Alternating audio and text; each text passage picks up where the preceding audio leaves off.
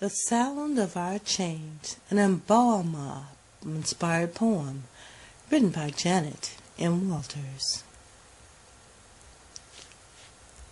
Today the souls from African slaves rejoice. The shackles bound tightly around their hands and feet rattle from the grave. Their clanging chains bang together in a rhythmic cadence to echo beautiful music. Their voices cry out saying, our living and dying was not in vain. One of our sons and his beautiful queen now reign to give hope to the hopeless, inspiration to the uninspired, and readies a nation to be reborn into its greatness.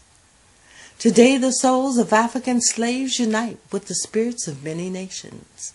Change is a-coming, change is required, and yes, we can change. The journey will not be easy, but the steps are divinely ordered, so let us begin a new work.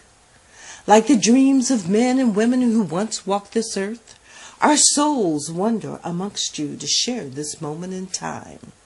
The eyes of Martin, Tubman, Parks, and Lincoln unite with us. We hear the dream-fulfilled sermon preached from the heavenly pulpit. See our train conductor dance on the tracks of the Underground Railroad.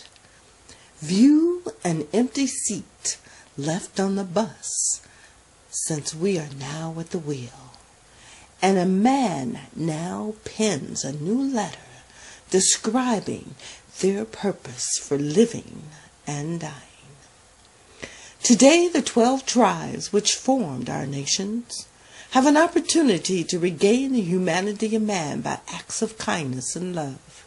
It is now time to pay it forward for our children, honor our elders, and continue to earn respect for what is now in our humble hands to watch over.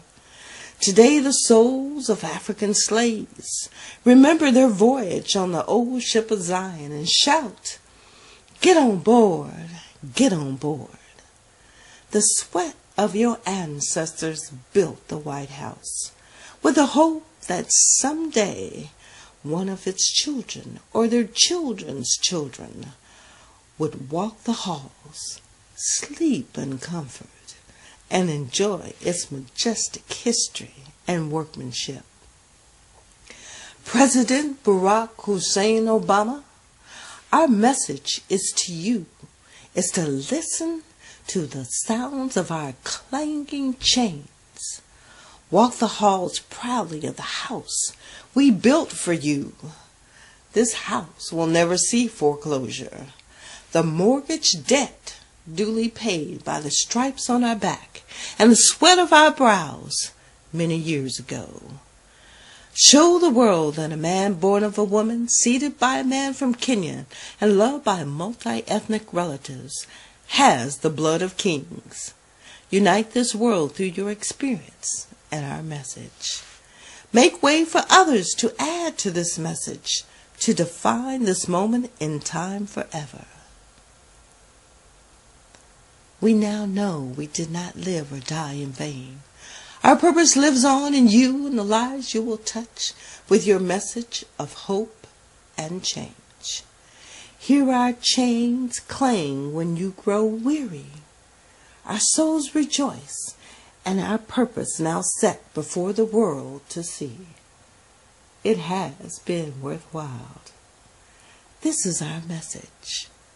May you forever remember us, honor us, and hear the sweet music of our chains, now released from bondage.